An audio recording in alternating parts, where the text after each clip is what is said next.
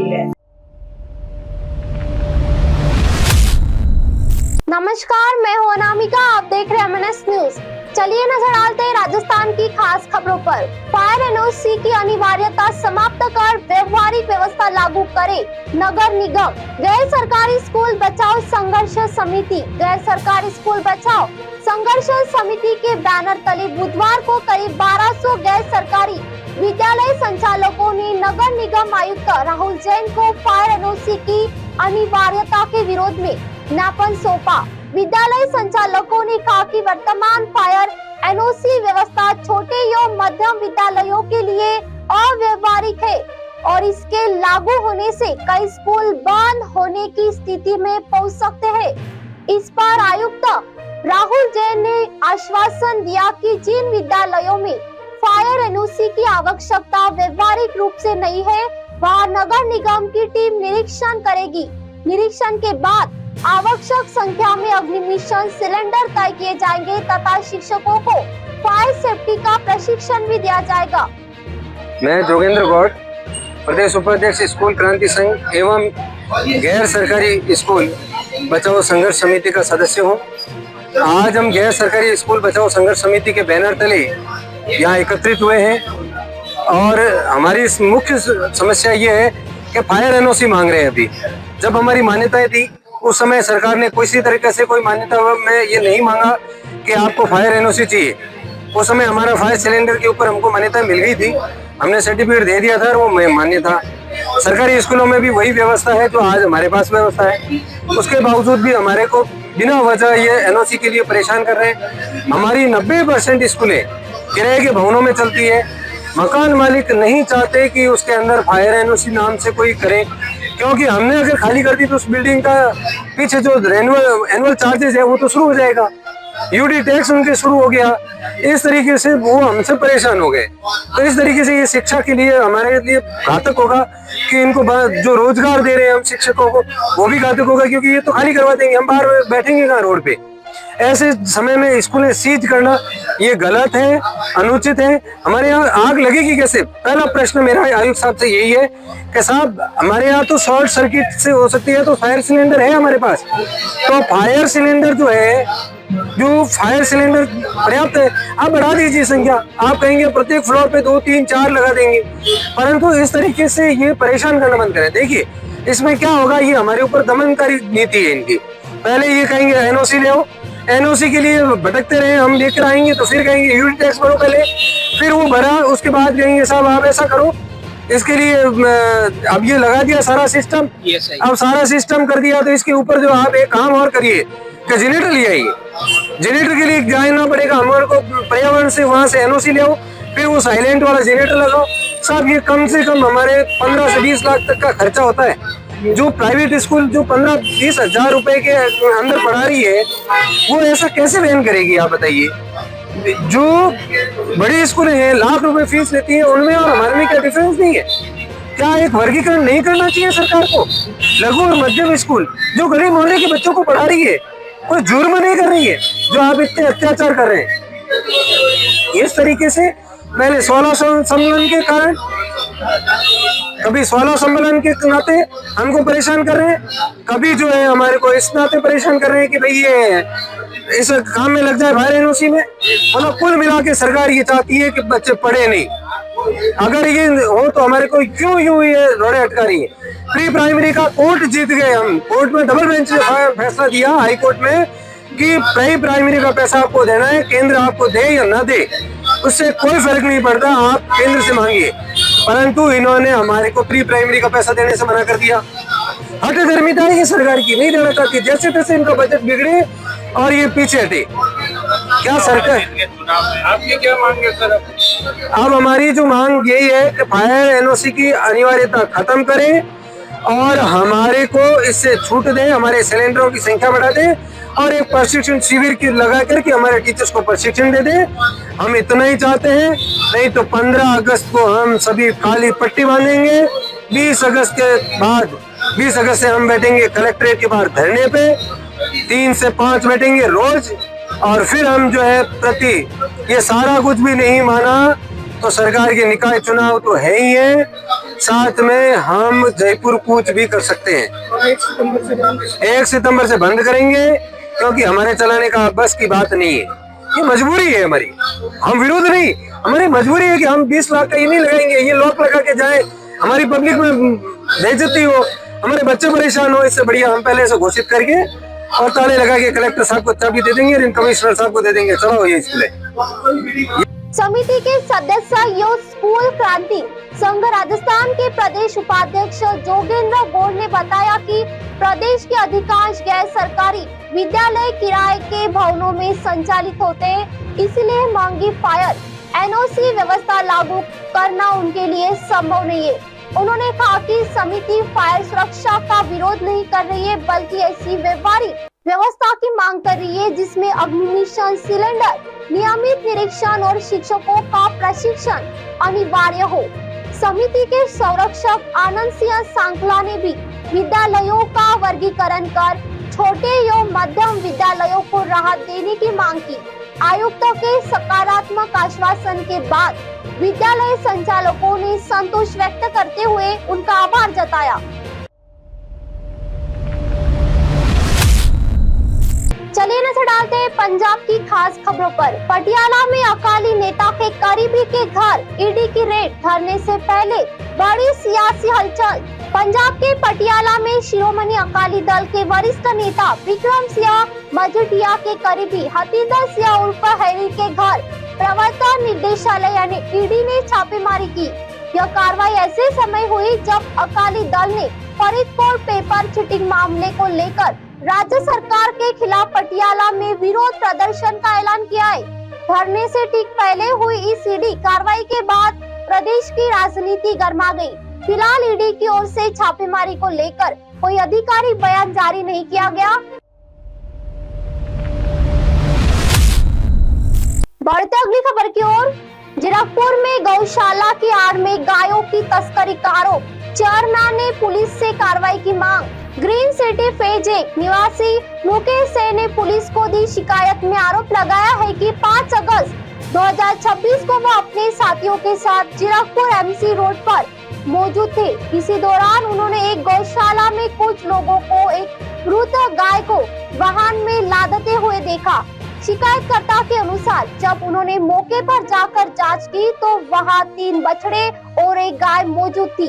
आरोप है कि मौके पर मौजूद व्यक्ति ने अपना नाम सोनू बताया और कथित तौर पर राजकुमार नामक व्यक्ति को इसका मालिक बताया, जो राजपुरा कसाई खाने का मालिक बताया गया है। मुकेश सेन ने आरोप लगाया कि वहां से गायों और अन्य पशुओं को राजपुरा के कसाई खाना ले जाकर काटने और बेचने का काम किया जाता है। उन्होंने इसे गंभीर मामला बताते हुए पुलिस प्रशासन से पूरे मामले की जांच कर आरोपियों के खिलाफ उचित कानूनी कार्रवाई करने की मांग की है। ये गाड़ी रोक रखी है आपने, यहाँ क्या मसला है? सर मैं मुकेश सेन, और आपको ये बताऊं, मैं यहाँ पर आया था तो मैंने देखा भी एक गाड़ी अंदर जा रही है, तो इस गाड़ी को जाते हुए मैं अंदर गया पीछे पीछे।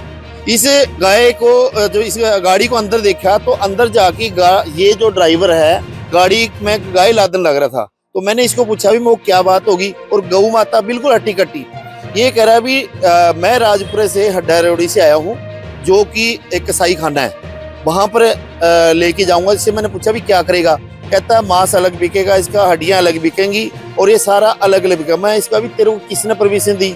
इसने बताया रिंकू ठेकेदार है इनका, उसने कहता टेंडर वगैरह ले रखे, जो गौशाला जीरकपुर अपने थाने के साथ लगती उसके सामने खड़ा हूँ। यहाँ से गऊ माता को लेके जा रहे हैं, 3 बच्चे हैं, 1 गाय है। यह गाड़ी इसी रोक रखी है। क्या हम लोग हिंदू धर्म में या सारे धर्म की गऊ माता का क्या ये बुरा हाल हो रहा है आज? और गौशाला के अंदर से गौशाला को दफनाने के बजाय और उसको कसाई के हवाले करके बेचा जा रहा मरी गौ को भी। क्या इन्होंने सरकार से या कमेटी से ये बात नहीं करनी चाहिए? अब भी हमें जिनके पास दफनाने लिए जगह है या नहीं है, कभी भी आज तक इन्होंने कोई लेटर दिया हो या बात करी हो? आज तक मुझे तो लगता नहीं। इन्होंने एक गौ माता के ऊपर बिजनेस और धंधा बना रखा है गौ माता का। देखो हद होती है। मैं तो देख के मेरे पैरों से जमीन निकल गई यार, इतना बड़ा अत्याचार हो रहा है गौ माता के साथ, मरी हो कोई बेच रहे हैं। अब आप क्या करते हैं? सर मैं ये चाह रहा हूँ, देखो मैं खुद सरकार में होते हुए और ये बात चाह रहा हूँ भी ये जो गौशाला चल रही है, ये गौशाला जो है मैंने पता लग गया अभी अनके शर्मा ग्रुप की है। लेकिन चलो जो थी पहले सरकारें थी जो चला रही थी, हमें उससे इतराज नहीं, लेकिन क्या इनके पास ये हक है गौ माता को मरी हुई को कोई बेची जाए? क्या ये हक है इनके पास? क्या उनको दफनाने के लिए गौ माता को इन्होंने कोई परमिशन या कहीं प्रशासन से कभी मांग करी आज तक? एक तो इनसे पूछना चाह रहे हैं मैं डीसी मैडम से भी एक बेनती करूंगा, डीसी मैडम जो अपनी सरकार होते हुए और गौ माता साथ इतना बड़ा अत्याचार हो रहा है, तो क्या जीरकपुर की जो गौशाला है इसके ऊपर कार्रवाई करके और इसकी जानकारी करके इसकी जांच करवाई जा, गौ माता को क्यों मरियों को बेचा जा रहा है? क्या आज जमीर मर चुका है हिंदुओं का? क्या आज ये इतना बड़ा अत्याचार जो गौ माता के साथ, एक हट्टी कट्टी गौ जो है वो मैंने अंदर जाके खुद देखी है, अब बिल्कुल साफ सुथरी गौ माता, कोई बीमार नहीं, और उसको कसाई खाने वाला लड़का लेके जा रहा है। मैंने इसको पूछा क्या करेगा, तो इसने ऐसी ऐसी बातें की, मेरे से बोलना नहीं आ रहा, मेरा कलेजा फट रहा है। यानी गौ माता के साथ इतना बड़ा अत्याचार।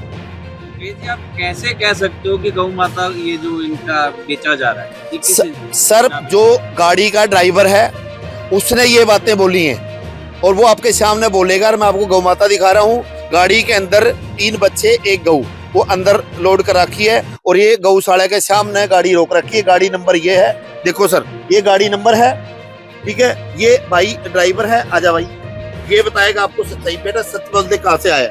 राजपुरे से आए। ठीक है, राजपुरे से आए। क्या नाम है राजकुमार आपका? सुनील है जी। ये कहाँ लेके जा रहा था? कहाँ राजपुरे से? लेके जा रहे थे। किस कारण लेके जा रहा था? राजपुरे बब्बी ठेकेदार है जी, उनके घर पे मैं गाड़ी लगा देता हूँ, वो आगे लेके जाते हैं जी, और ऊपर से जो करते हैं वो मुझे मालूम नहीं है। इसका कोई टेंडर वगैरह हो रखा है क्या? हाँ जी, ठेका मिला हुआ है जी उनको जीरकपुर का। क्या करते हैं ले जाके? ये तो जो आपको मुझे बताइए वो सच बता दे। हाँ जी। तेरी देख आपका वो नहीं हाँ करे, जी। सच बोल दे। वही कह रहे हैं सच्चाई सर बोल जी। दे। चाहिए वो। हाँ सच्चाई बोल। वही अड्डा रोड पे लेके जाते हैं जी, वो आगे क्या अड्डा क्या रोड होता है लेके जाते गऊ के हैं। साथ? अड्डा रोडी में क्या होता है? चीर फाड़ होती है जी, चीर फाड़ करके फिर क्या करते हैं? ये तो अब उनको ही मालूम जी क्या करते हैं जी। हमने तो बस ये है भी खाली गाड़ी चलाते हैं, वहाँ जाके गाड़ी कटा देते हैं जी। कहाँ से कहाँ लेके जाते हैं? यही ठेकेदार ठेका मिला हुआ है जीरकपुर का, जैसे बल्टाना हो गया, पबात हो गया। गौशाला के भी बीच में ही आ रहा है जी। पीर मसाला हो गया। नहीं मैं आज मानता हूँ, मैं हिंदू हूँ, पर मैं दूसरी दिहाड़ी है भैया। जीरकपुर की है, यहाँ से आपका ड्राइवर है सुनील, एक गाय लोड कर रहा है जो मरी हुई को, तो क्या इनको क्या कहाँ लेके जाते हैं जी? राजपुर है जी। कहाँ पर है? हड्डा रोडी। अच्छा जी, तो क्या करते हो जी?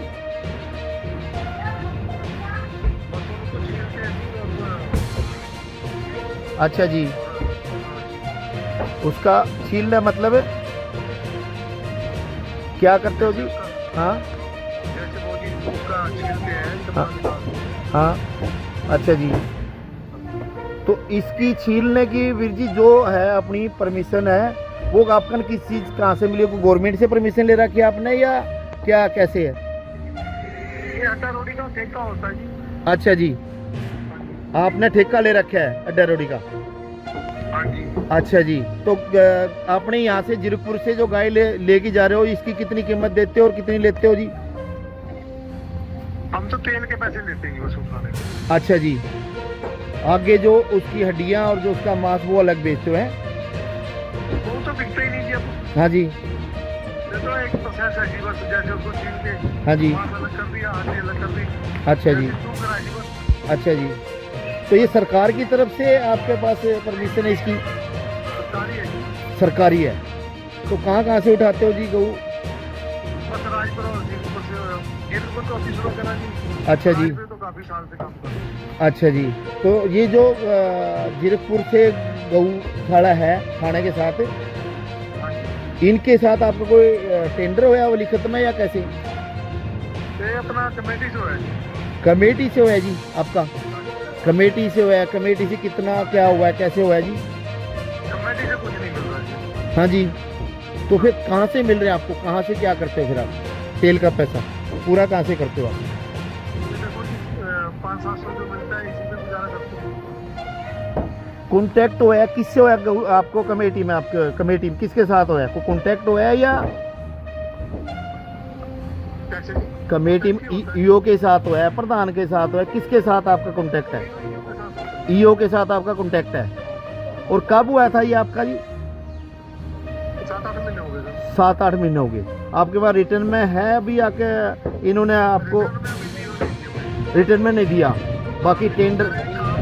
हाँ जी, अगर आपका काम ठीक लगता है तो हम आपको रिटर्न में लिख के देंगे। अच्छा जी, ठीक है।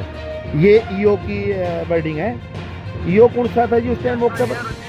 हाँ जी, Ranjit Singh SI SI Ranjit Singh committee दफ्तर जीरकपुर। अच्छा जी, उसने आपसे कॉन्टेक्ट हुआ है? हाँ, उनसे बात हुई है हमारी, अच्छा जी, तब हमने काम शुरू करा। अच्छा जी, ठीक है। जब काम शुरू किया आपने? ठीक है जी।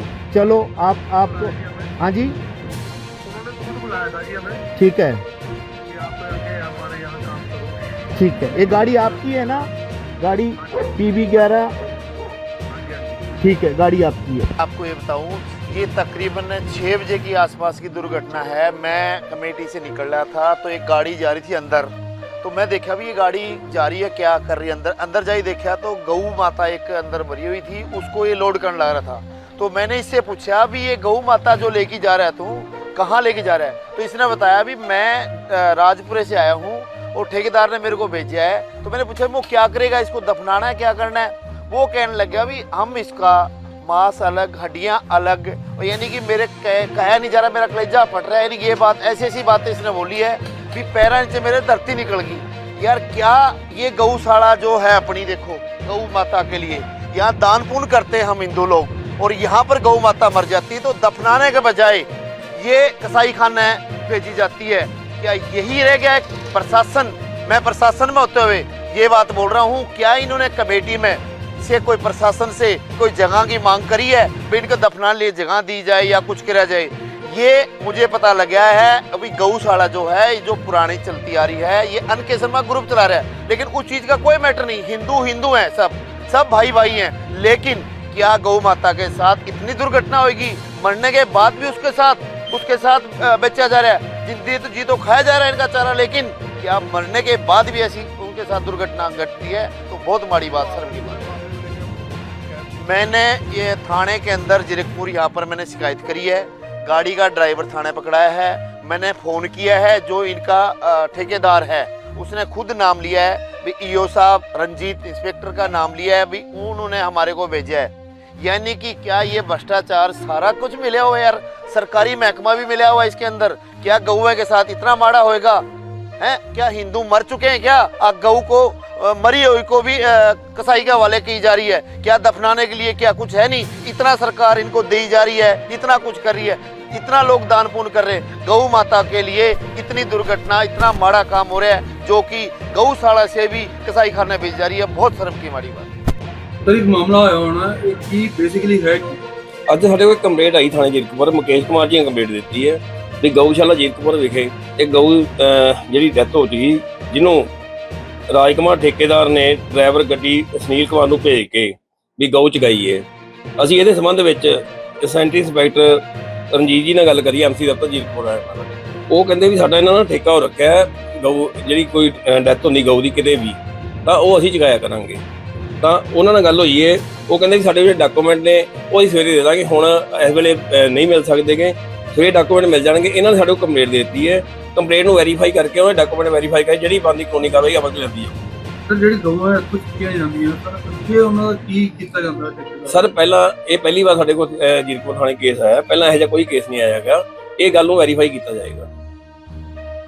शिकायतकर्ता ने कहा कि मामले की निष्पक्ष जांच के बाद ही पूरे नेटवर्क की सच्चाई सामने आ सकती है। जांच अधिकारी ASI रविंद्र सिंह ने बताया कि शिकायत हमारे पास पहुंच गई है, जो भी इसमें दोषी पाया गया उसके खिलाफ बनती कार्रवाई की जाएगी। बढ़ते अगली खबर की ओर। पटियाला में बेसमेंट की खुदाई बनी मुसीबत, इलेक्ट्रॉनिक शोरूम की इमारत अचानक गिरी, मालिक का भारी नुकसान। पटियाला से इस वक्त की बड़ी खबर सामने आ रही है। 22 नंबर के पास रणवीर मार्ग पर उस समय हड़कंप मच गया जब एक इलेक्ट्रॉनिक शोरूम के साथ नई शोरूम के लिए बेसमेंट की खुदाई के दौरान अचानक इलेक्ट्रॉनिक शोरूम की इमारत गिर गई। शोरूम मालिक के मुताबिक उनके साथ लगती जगह पर बेसमेंट की खुदाई की जा रही थी। उनका आरोप है कि बेसमेंट की खुदाई करने वालों को कई बार कहा गया था कि खुदाई के दौरान उनके शोरूम की इमारत को नुकसान न पहुंचे। मालिक ने बताया कि घटना के समय वह शोरूम के अंदर मौजूद थे। इसी दौरान उन्हें अंदर से अचानक आवाज सुनाई दी। आवाज सुनते ही वह तुरंत शोरूम से बाहर निकल आए। इसके कुछ ही समय बाद इमारत का हिस्सा गिर गया।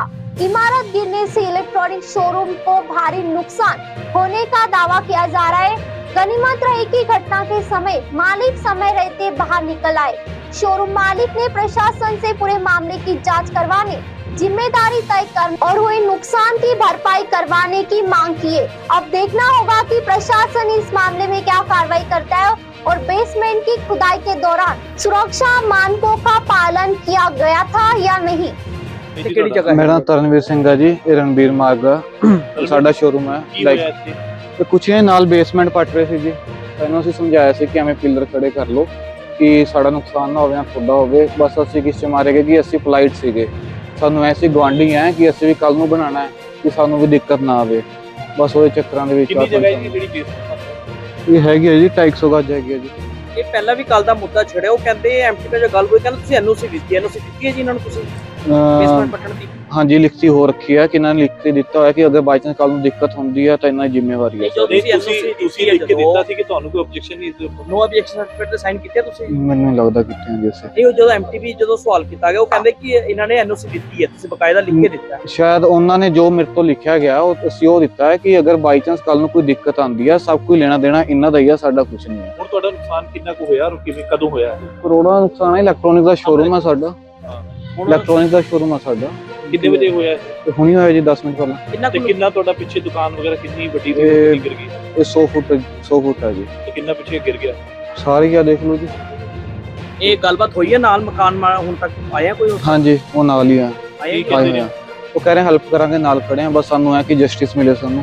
ਪਰ ਤੁਸੀਂ ਇਹ ਮੰਨਦੇ ਹੋ ਕਿ ਰੈਜ਼ੀਡੈਂਸ਼ੀਅਲ ਏਰੀਆ ਇਹ ਇਸ ਦੇ ਵਿਚਕਾਰ ਇੱਡੀ ਵੱਡੀ ਜਿਹੜੀ ਆ ਉਹ ਬੇਸਮੈਂਟ ਪੱਟਣਾ? ਨਹੀਂ ਚਲੋ ਉਹ ਤਾਂ ਜੋ ਹੈ ਜੀ, ਅਗਰ ਸਰਕਾਰ ਨੇ ਦਿੱਤਾ ਆਪਾਂ ਉਸ ਚੀਜ਼ ਕੁਝ ਨਹੀਂ ਸਰ ਜਿਹੜੇ ਆਏ ਉਹਨਾਂ ਦਾ ਕੀ ਨਾਮ ਹੈਗਾ? ਡਾਕਟਰ ਸਾਹਿਬ ਆ, ਕੋਈ ਮੈਨੂੰ ਨਾਮ ਨਹੀਂ। ਕੀ ਬਣ ਕੇ ਰਿਹਾ ਉਹ ਤਾਂ ਆਈਡੀਆ ਹੈਗਾ ਤੁਹਾਨੂੰ? ਕੋਈ ਸ਼ੋਰੂਮ ਬਣਾ ਰਿਹਾ। ਅੱਛਾ ਤਾਂ ਹੁਣ ਤੁਸੀਂ ਮੰਗ ਕਰ ਰਹੇ ਹੋ ਕੁਝ ਪ੍ਰਸ਼ਾਸਨ ਤੋਂ ਇਹਨਾਂ ਤੋਂ? ਮੈਨੂੰ ਹੈਲਪ ਚਾਹੀਦੀ ਹੈ ਜੀ, ਮੈਨੂੰ ਜਸਟਿਸ ਚਾਹੀਦਾ। ਜੋ ਮੇਰਾ ਨੁਕਸਾਨ ਹੋਇਆ ਮੇਰਾ ਭਰਪਾਈ ਕੀਤੀ ਜਾਵੇ। ਨਹੀਂ ਜਾਨੀ ਨੁਕਸਾਨ ਕੋਈ ਨਹੀਂ ਹੋਇਆ ਸਾਨੂੰ, ਕਿਉਂਕਿ ਬਿਲਡਿੰਗ 'ਚ ਆਵਾਜ਼ ਆ ਰਹੀ ਸੀ ਤਾਂ ਨਿਕਲ ਗਏ ਸੀ। ਸਮਾਨ ਕੱਢ ਲਿਆ ਤੁਸੀਂ ਸਾਰਾ? ਸਮਾਨ ਸਾਰਾ ਨਹੀਂ ਨਿਕਲਿਆ ਜੀ, ਕੁਛ ਨਹੀਂ ਨਿਕਲਿਆ। ਇੱਕਦਮ ਕਿਵੇਂ ਨਿਕਲ ਸਕਦਾ ਜੀ? ਇਲੈਕਟ੍ਰੋਨਿਕ ਸ਼ੋਰੂਮ ਆ, ਬਹੁਤ ਭਾਰਾ ਸਮਾਨ ਹੈ, ਏਸੀਆਂ ਦਾ ਕੰਮ ਹੈ ਮੇਨ ਤਾਂ ਸਾਡਾ, ਤਾਂ ਕਿਵੇਂ ਨਿਕਲ ਸਕਦਾ ਜੀ? पटियाला से जसप्रीत सिंह की रिपोर्ट। आप देख रहे हैं एमएनएस न्यूज़, सच जरूर।